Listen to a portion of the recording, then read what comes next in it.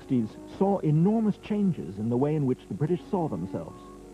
And the way that cinema reflected those changes is the subject of tonight's program. You've had experience of this kind The of... class system was laid bare. I've been in service for the last 13 years, sir. Authority was challenged. Go on, try it. There were new faces on the streets and on the screen. I stopped seeing him. Sexuality became a more complex issue. You understand? Because I wanted him! The English middle class was put under a microscope. And revolution in the cinema echoed revolution in the streets.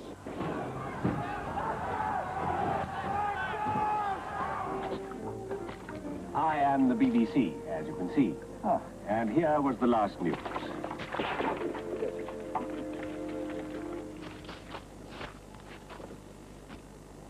On this, the third, or is it the fourth, anniversary of the nuclear misunderstanding which led to the Third World War, here is the last recorded statement of the Prime Minister.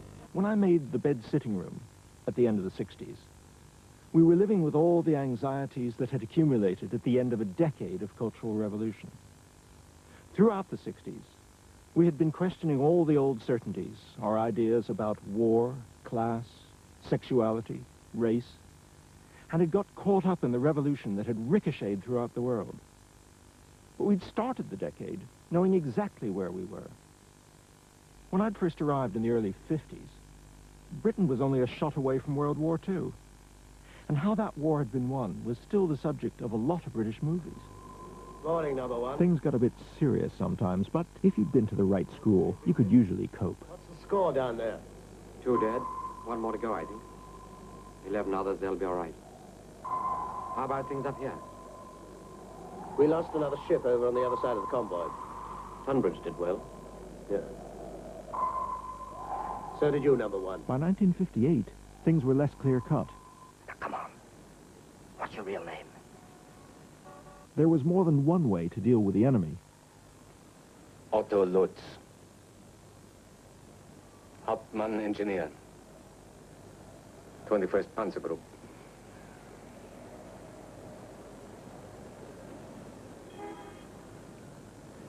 Well,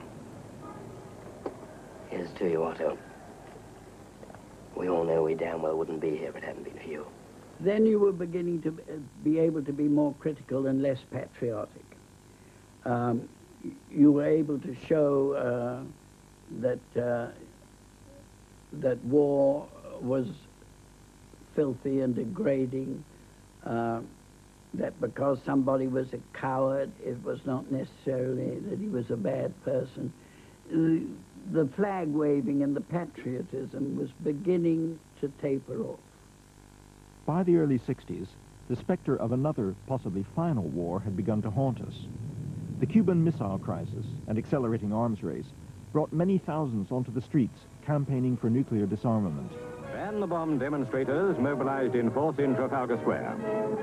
They say that unless Britain leads the world in banning the bomb, atomic war will be inevitable, and then the whole human race will be destroyed. Back in the cinema, the new heroes also marched to a new tune. Hello, Sergeant. Shopping for lingerie? What size are you? 44? Listen, do me a favor, will you? I know all about you now. I know you were a squadron leader with a distinguished war record, the DSO and all the rest of it. But just do me a favor. The war's over. Stop calling me Sergeant. I think it must have been part of the times that one was beginning to question the divine right of the establishment. I mean, what the hell were they on about? They didn't live in the same world that we did. In fact, when you met them, they called you by your surname. Look here, Owen. I remember Lord Chamberlain always used to call me Owen.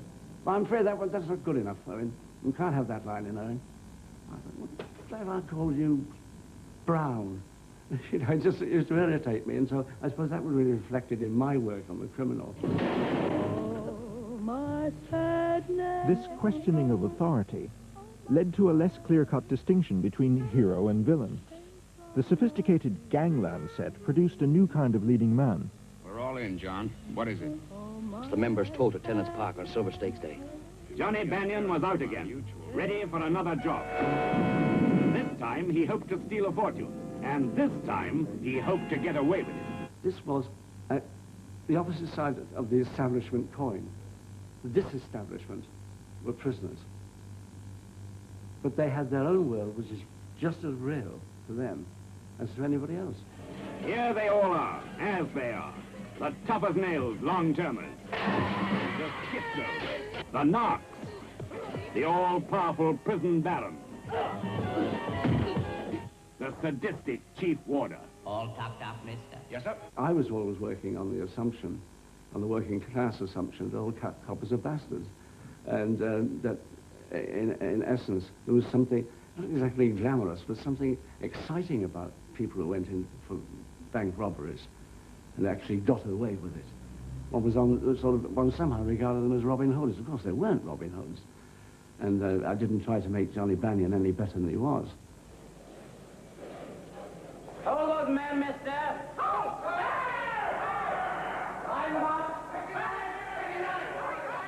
Directed by American Joseph Losey in 1960, The Criminal surprised audiences with its portrayal of the relationships between violent prisoners and the authorities who were meant to control them. There's those men, mister. What, again? My hair's up, Daniel. You're a liar, a thief, a waste of time. Crook scum. Go on, try it.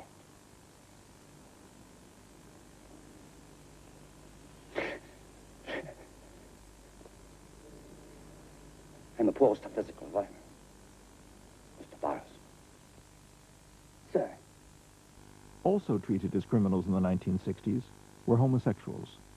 Despite Lord Wolfenden's famous report advocating reform, they could still face long prison sentences, often with hard labor. We don't see why this particular form of sexual behavior, which we regard, as most of us, as morally repugnant, why that and that only should be a criminal offence. Director Basil Dearden and producer Michael Relf drew attention to the way homosexuals were persecuted in their thriller Victim, based on a classic blackmail story. I'm a born-off man out far, but I've never corrupted the normal. Why should I be forced to live outside the law? Because I find love in the only way I can. You're a star, Carouet. People like you set a fashion. If the young people knew how you lived, mightn't they think that an example to follow? Of course youth must be protected. We all agree about that. But that doesn't mean that the consenting males in private should be pilloried by an antiquated law and made meat for blackmail. If you're old enough to vote, you're old enough to choose your own way of life. The film deliberately set out to support the Wolfenden point of view and to get homosexuality decriminalized. Albert, Mr. Farr is leading. Thank you. This is a little glimpse into the sort of underworld at that time of... this man is a well-known actor, of course, Dennis Price. He's playing a well-known actor. And it was intended to be a glimpse of the sort of way in which homosexuals had to live at the time. Thank God you're at home. I'll be round in 20 minutes. All right? What thread of strange emotion puts this brilliantly successful barrister on the wrong side of the law? This is a human problem, but we never mentioned what it was. It could have been measles that the man had. And I said I'd do it on condition that I could write a scene in which the man confronted his wife, or his wife confronted him, and he had to admit that, yes, he did love another man.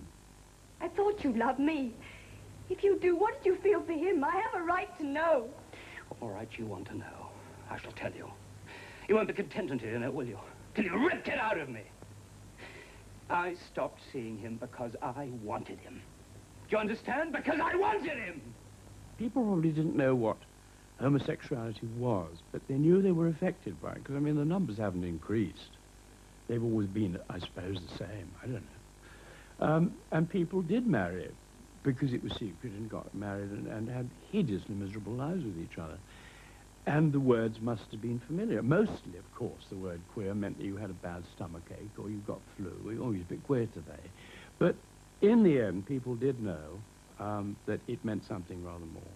And the film was not campaigning, but it was simply saying, this happens.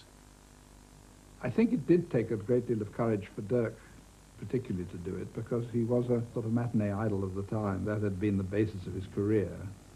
Strangely enough, the film was an enormous success in London, where it played at the Odeon Leicester Square and broke the house record there. And when it went out into the provinces, audiences were absolutely mystified by it. They just really didn't know what it was about. And this was a reaction that I never anticipated, and it obviously affected the amount of box office that it took. It might have been a problem at the box office, but Victim did play a part in the 1967 reform. And it did help, because I know from Lord Arran, it helped to alter the voting. He fought for the Wolfenden Report against as hard as he could because of seeing that. So that was good. But it made them all a bit squint-eyed when they saw me, you know, the bosses at Rank. They weren't at all pleased with me. The Rank organization didn't have long to disapprove. After 14 years, Dirk Bogarde, their top box office star, left to work with director Joseph Losey.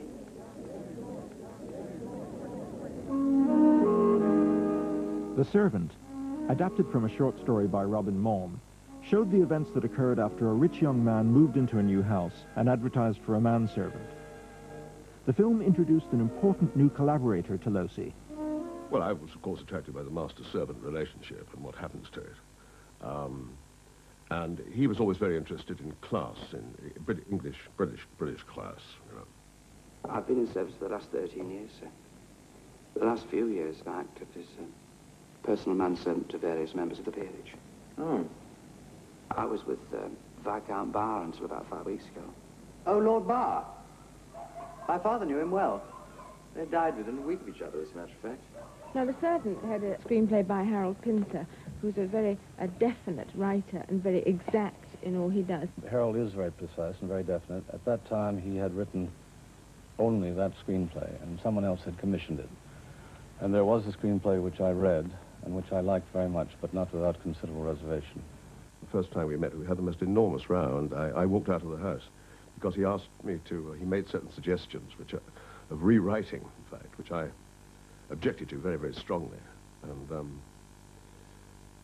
I didn't know enough about cinema to know that it's an act of collaboration, you know. That's what you... but I was furious at being more or less told what to do. And however, he called me about 3 days later and said, look, can we start again? I appreciate I got it wrong, and perhaps you did too. He, in fact, never changed a word himself. He would question one or two things. Say, isn't that a little too Pinteresque, do you think? And I'd say, oh, Joe, for goodness sake, not at all, or perhaps it is. We became very, very, very close friends. He'd had a lot of struggles. You know, he had to leave America because of McCarthy. So he was a bit of an outlaw, really. I think the reason he wanted to do The Servant was, basically, it was a bloody good story. And also, of course, at the back of it, he had a political piece of guff, which I didn't understand, that, you know, the workers were taking over from the aristocrats. Well, okay, if he wanted to run with that ball, let him do so. He wasn't going to trip me up. And I was having a great fun playing a part I'd never thought that I'd ever be able to play. I didn't want to. But I thought, well, okay, in now. You want to break away from all that rubbish you've been doing with your... You know, I had my hair permed every bloody film. My teeth were ruined. They were capped so many times. Even the left profile always. That was the Dorothy Lamour of Pinewood. And suddenly I realized that I could take my own ball and run with The Servant, because after Victim and things like that, I could prove that I could bloody well act on screen, that it came over on screen. This is something I wasn't sure of. Oh, by the way, sir, I took the liberty of removing those chintz frills of Miss Stewart's off the dressing table. Not very practical. I haven't seen very much of Miss Stewart recently, have we, sir? Hmm? No. Our sister's arriving tomorrow, so as you agreed. Yes, fine. She's very happy about the arrangement, if you are. Well, we might keep her if she's any good. Having become indispensable, The Servant infiltrates his sister into the house, thus becoming pimp as well as servant.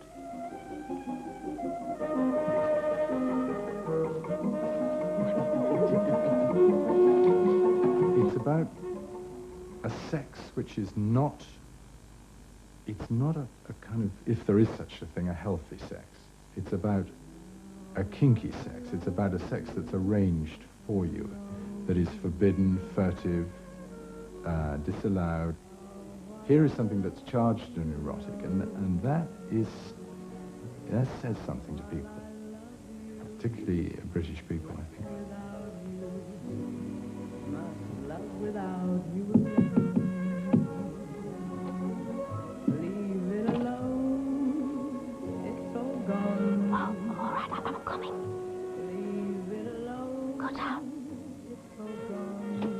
That was a marvellous thing to put this rather sort of passive, weak class figure with a sort of tarty girl, you know. Very erotic. I think English men, as we read constantly in the papers, you know, English men like dominant kind of women. And Sarah's a kind of dominating woman. I've always been extremely preoccupied with questions of power and how power is used and how power can be overturned, how one person, how power is, varies from moment to moment, in fact, in people's relationships. How it's embodied, how it's manifested, and how it is abused. I'm coming to get you! I mean, the power itself, the exertion of power is sexual, isn't it, in that kind of structure? I'm creeping up on you. I can smell a rat. I can smell a rat. The servant was a classic expression of a conflict of power, but a power that, on the part of the young man, I believe, would say that he welcomed, really. There was also a desire, a desire to be overpowered. And that's what happened to him. Characteristically underrated by the British film industry, The Servant languished on the shelf for a year before being unexpectedly rush-released to fill a gap in a West End cinema schedule. It was an immediate critical success. But the industry's lack of faith reflected its inability to deal with pictures which avoided easy classifications or tackled explosive issues. Something producer Michael Relf had come up against when he wanted to make a thriller set in these West London streets against a background of social turmoil. Something new and ugly raises its head in Britain. In Notting Hill Gate, only a mile or two from London's West End, racial violence.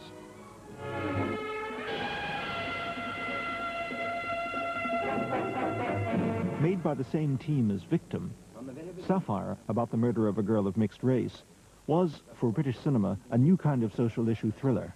Can't quite get together, do they? The Rank organisation were very nervous about making the film at all. The mayors of a number of London boroughs approached John Davis and asked him not to make the film. Your chick was a lily-skin, wasn't she? It's in the evening papers. I think I would have remembered if she'd ever been in here. Oh, you can always tell. Because once they hear the beat of the bongo...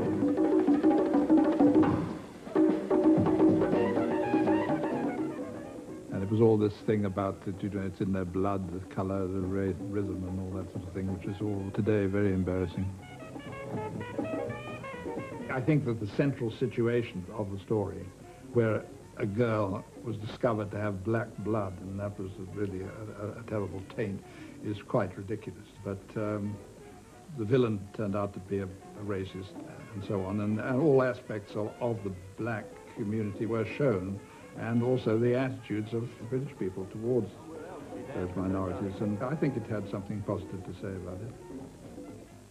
The film, of course, was an enormous success. Was the British Film Academy Award Best British Film of that year, and did extremely well internationally.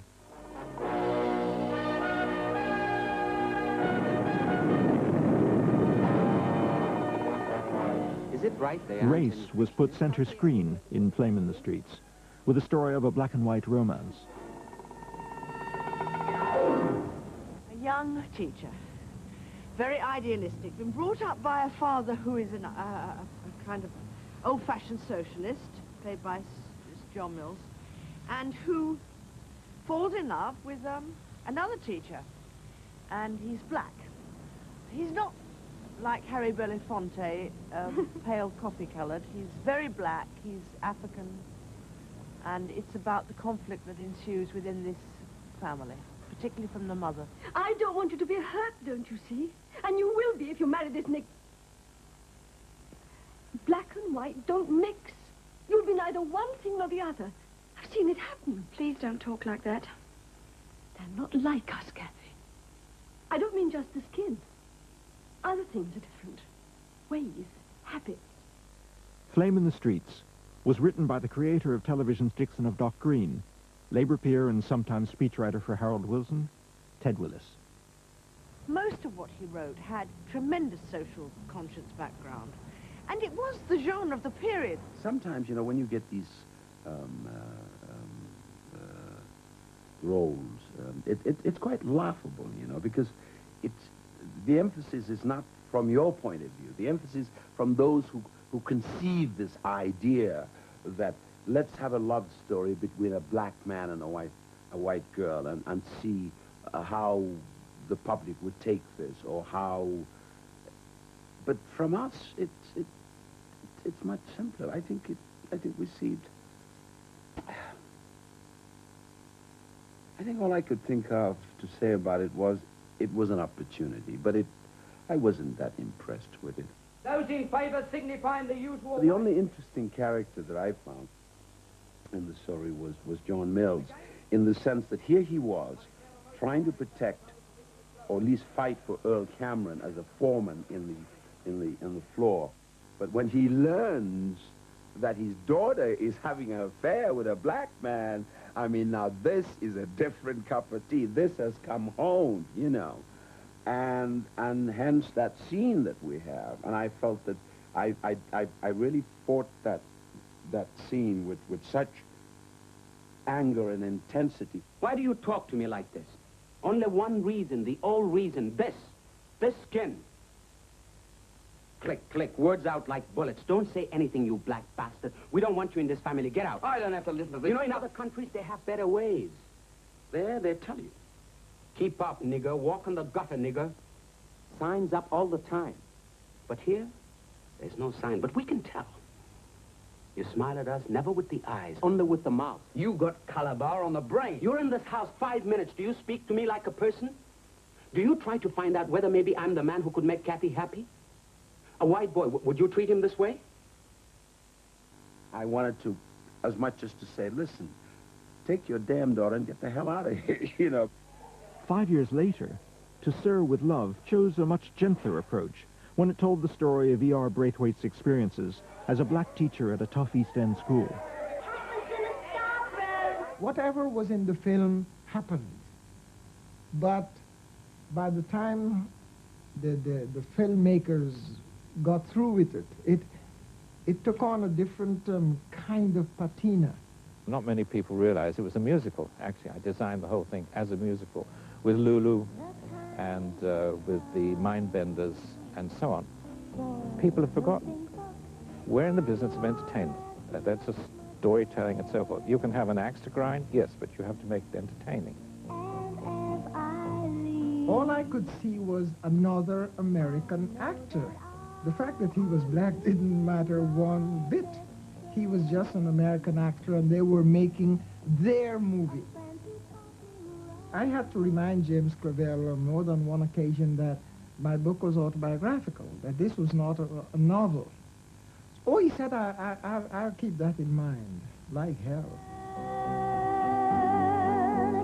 If you wanted the moon... The song, To Sir with Love, for instance, I let them choose it. I thought it was dreadful. I didn't understand it at all. I thought, you like this? And Lulu said, oh, yes, Mr. Clever. Oh, To Sir with Love. So there you go. That's how you choose them.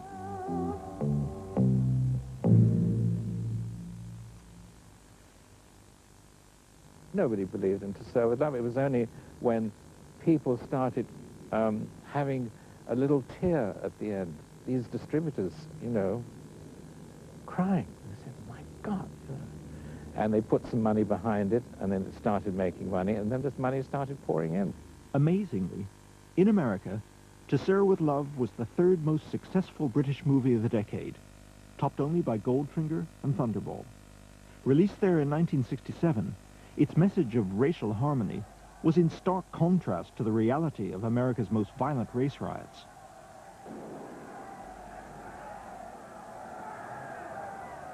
To Serve With Love was seen as an oddity, because a black teacher was an oddity. And people just saw it as an entertaining sort of episode. By and large, in those days, a black man can walk down the street in London without being harassed or anything like that. He can go and sit in a cinema. He can do a lot of things. But if he went to rent an apartment, and those landladies with the lovely smile on their face would say, "Sorry, dear," or "Sorry, love, but the last one went yesterday," or something like that. And you could see the lie large in their eyes. But what could you do? There was a certain helplessness on the part of persons like me, but because to whom could I complain?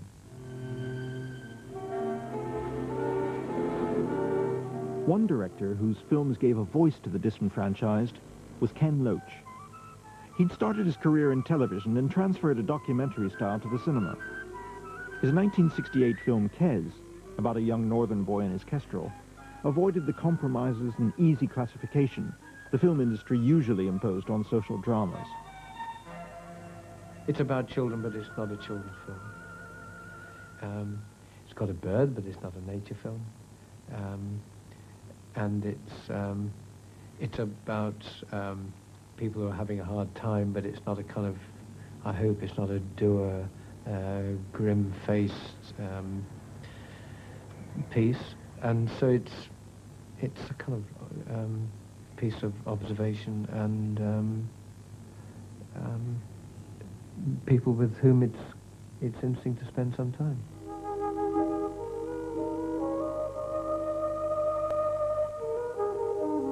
Keen to preserve the authentic feeling of place, Ken Loach cast the film with local people. We tried to tell the story very economically and very simply and accurately, and not to overload the emotion in any way, to make it very cool, and to let the story and the people speak for themselves. Did anybody else get them? One or two, but better let them go, because they're out to train. Where can I find out about them then? Well, probably public library. Lesson books on them. You have to respect the language of people. You have to respect who they are, and I don't think it shows that respect if you bring in actors who instinctively will behave in another way and will talk in another way. Then the whole thing becomes phony. In a way, I think, in that way we had to be like documentarists, really, and observe and really see what we were seeing. David was at the school we wanted to film at, and we couldn't have picked anyone better. I would have to work with the bird and train it himself. We tried to bring out qualities in David that he wouldn't be aware of at the time, because he was concentrating on getting the bird to perform. Or to work properly, but in the course of doing that, he really had to stretch himself, and that's what we tried to capture. I hope it's more subtle than simply saying that he had qualities which society could not recognize, because he and the people he was with were needed for cheap labor, and that was the role society that had assigned to him, whatever his particular talents and skills and qualities. Right then, well, would you like to work in an office? Or would you prefer manual work? What's manual work? Oh, it means working with your hands, things like farming, engineering, plumbing, things like that, as opposed to pen-pushing jobs. You're right in an office. A job to read and write. Ken Loach used documentary techniques to reveal the inner life of an underprivileged boy in the north of England. But American Joseph Losey proved his cool, cinematic style could be equally revealing when he turned it on the English middle class. Accident dissected the hypocrisies of a group of Oxford academics spending time together in the country. The whole of that weekend, because it takes place all in one main weekend, and we were so completely accurate for an English middle-class, bordering suburban county summer picnic day. I mean, it was a house. It was a real house. Describe to me what we're all doing. Rosalind's lying down. Stephen's weeding the garden. Anna's making a daisy chain. We're having this conversation. Good. But then you could go further. Rosalind is pregnant. Stephen is having an affair with a girl at Oxford. He's reached the age where he can't keep his hands off girls at Oxford. What? It was just very difficult to be Stephen, to play a man of 40-something, cheating on his wife and doing something I'd never done, or I don't think I've done it yet, actually. Maybe I have. Going through the male menopause. So I had to really work out what that meant and try and get that over. I mean, here's an honourable, good, nice, dull man caught up in a terrible situation of passionate love for a young female student. I think he understood the fundamental anxiety that the character lived with very, very well.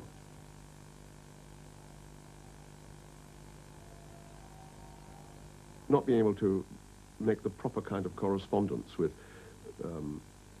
the things you're supposed to feel, like family attachments, when everything in the garden is apparently lovely, but there's a worm somewhere. And I think this worm, Dirk got the worm. I mean, that's what he got. And the film got the worm. Have you heard our conversation? Yes. Yes. Still to this day, it was quite incredible for a foreigner, which Joe was, and a very, very foreign American from Iowa, was to absolutely crystallize the English academic class of that kind and present it totally and utterly correctly, and I still don't know how the hell he did it. What I had found in the screenplay, it obviously didn't call for any kind of elaboration. It had to be seen cleanly and plainly, and even formally, you know. It tends occasionally towards the austere, I think, which is absolutely right. But under that formal shape, framework, all the passion, the violence, the betrayals, do in fact seethe, do they not? And occasionally explode. Accident may have come to crystallize the tangled lives of the middle classes, but despite its carefully controlled script and style, the final scene had a life of its own. There was a little problem at the very end of the film, in which I was right here at the time when we shot the very last scene, which was, in fact, as far as I remember, the last scene to be shot was, in fact, the last scene of the little girl running around this thing here. And, no, there, yes. And they had to have a tripwire for her, you see. She was only 5. Because she wasn't going to fall by herself. And the continuity girl, Pamela Davis, great continuity girl, was in absolutely furious, tears, couldn't bear it, and almost walked off. But Joe said, this has to be done, you know. And he was terribly trembling himself about it, and we all knew. The only one person who didn't know was the little girl. And she went, with an action, off she went round, and of course Trip, followed by the dog, and her brother, the boy playing her brother. And that was the last shot. We couldn't, of course, do it again, because what actually happened was that the dog, instead of going into the house, for reasons best known to himself, turned and raced towards the camera and disappeared. Whereupon the sound of the accident, you see, came, and that is why certain people think poor little dog was run over by some random lorry coming down this lane, but in fact that was not the case, or not the intention. It was, but there you are, that's show business.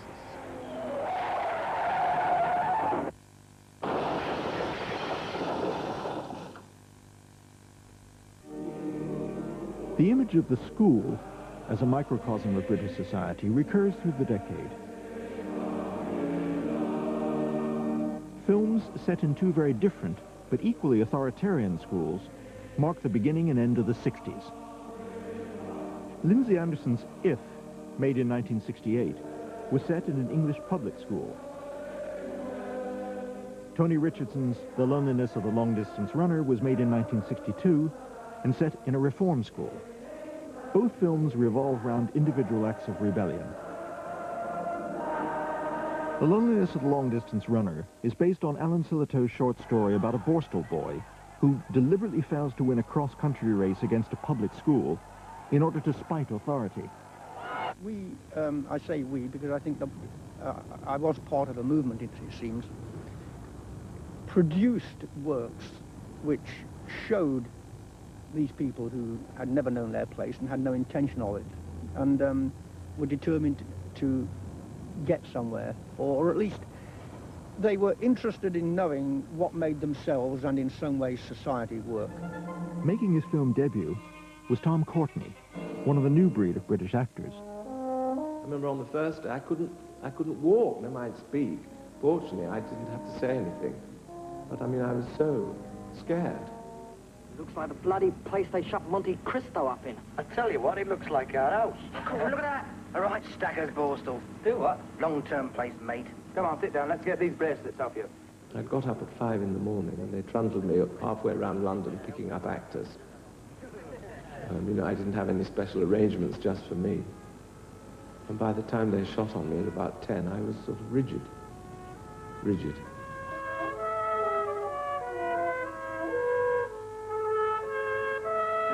Come on, then, we haven't got all day. All right. As an actor, you were totally dependent on writers.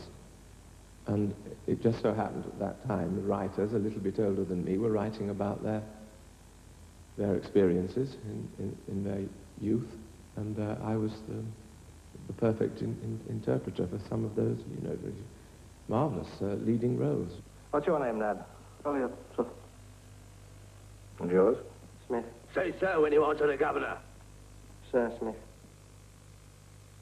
That won't get you far here, lad. We have now read your script entitled The Loneliness of the Long-Distance Runner. The theme of this script presents no important censorship problems. I appreciate that the film wishes to show the inhumanity of authority, and that this is the reason why the Screws are shown kicking Stacy. But I wonder whether this really adds anything to the story. I am sure that Screws do kick prisoners from time to time, but this does suggest to young people who may find themselves in Borstal that this is the normal treatment that they themselves will experience, and it may cause some concern to their parents. Perhaps this is intended. I return your script herewith.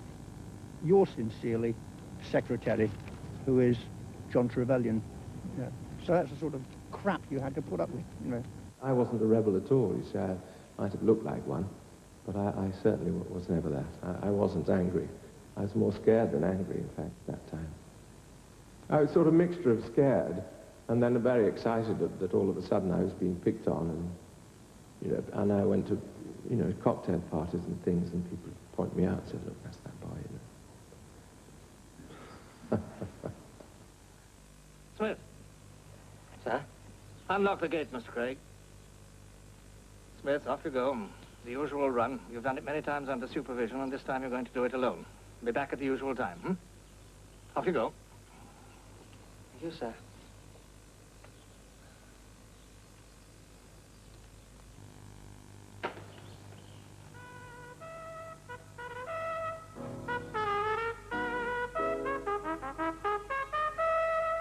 I think a lot of it was to do with the class. That I mean, being from the north, because I speak now to actors, you know, who were middle class, and they say, well, your lot, of course, I was doing very well. She said, your lot came along, we couldn't get work. The Borstal boy may have ended up throwing the race in The Loneliness of the Long-Distance Runner, but a public school boy ends up firing a machine gun in Lindsay Anderson's If. It had taken a lot of perseverance for producer Michael Medwin and Lindsay Anderson to raise the money for If. David Sherwin's violent fable of British society. Also, at the last moment, their backers, Paramount, prove reluctant to release the film, seeing it as an incitement to riot. France, May 1968. A nation of strife, of violence. The simmering of unrest amongst its student population rapidly boiled, then boiled over. The mob was incensed by the sight of riot police. Sanity and social responsibility were forgotten. We were very lucky with IF because it was made and came out about the same time as Student Revolution in many different countries. The interesting thing is that it was not at all designed to echo what was going on in the world. Working as Lindsay Anderson's assistant in 1968 was Stephen Frears. The country was both, you know, arthritic in the sense that it's still arthritic. And yet there was, particularly amongst young people, a desire for change. So a school, a public school, would be a very good place to, would be precisely where you would set the metaphor. And that it was both traditional and yet somehow training people who were discontented.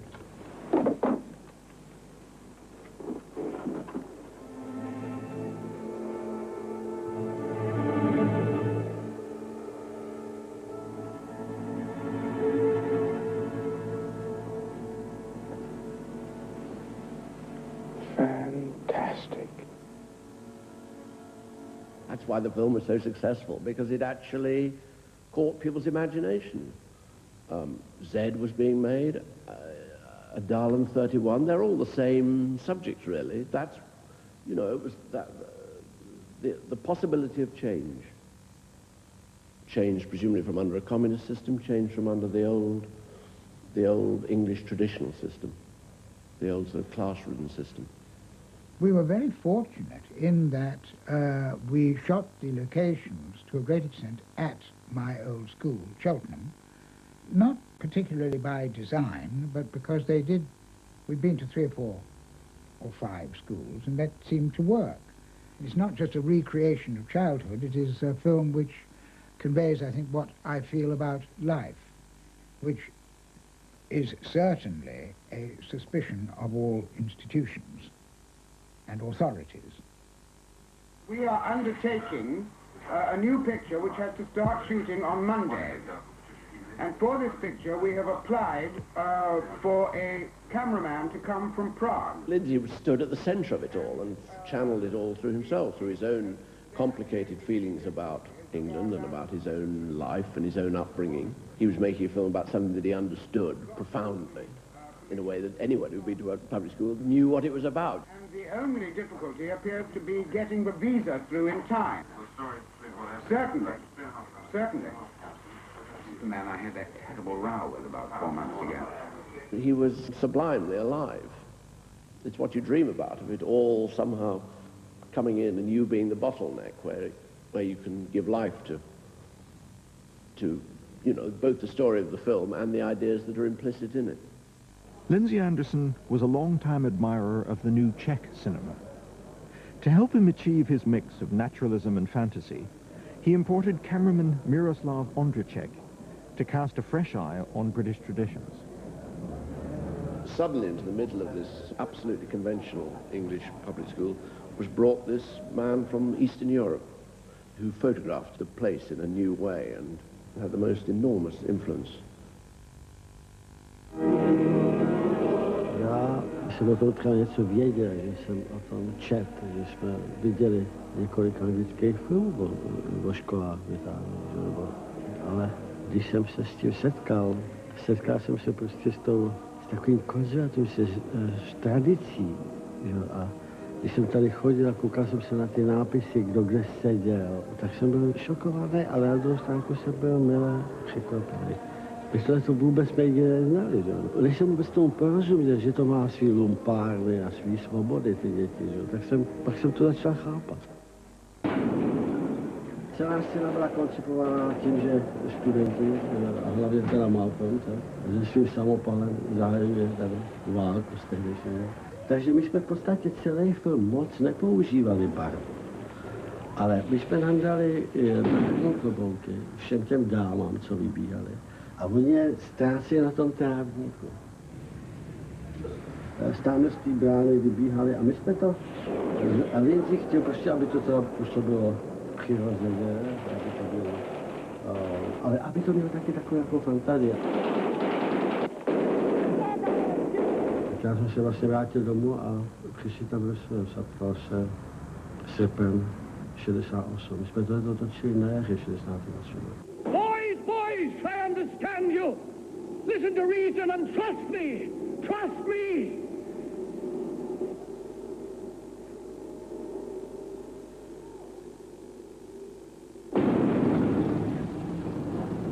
You are listening to the legal free radio station here in Kralove, Czechoslovakia. We appeal to all radio stations. Please, let the whole world know the truth. The startling thing about the making and release of IF was that it coincided exactly with a period of violent protests sweeping throughout the Western world. 10,000 Sorbonne students rioted in Paris. 5,000 anti-Vietnam War protesters charged 1,000 policemen in front of the American embassy in Grosvenor Square.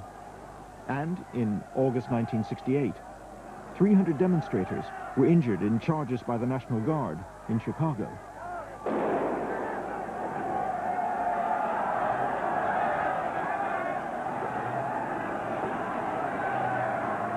A decade which had started with all the old certainties in place ended in attempted revolution.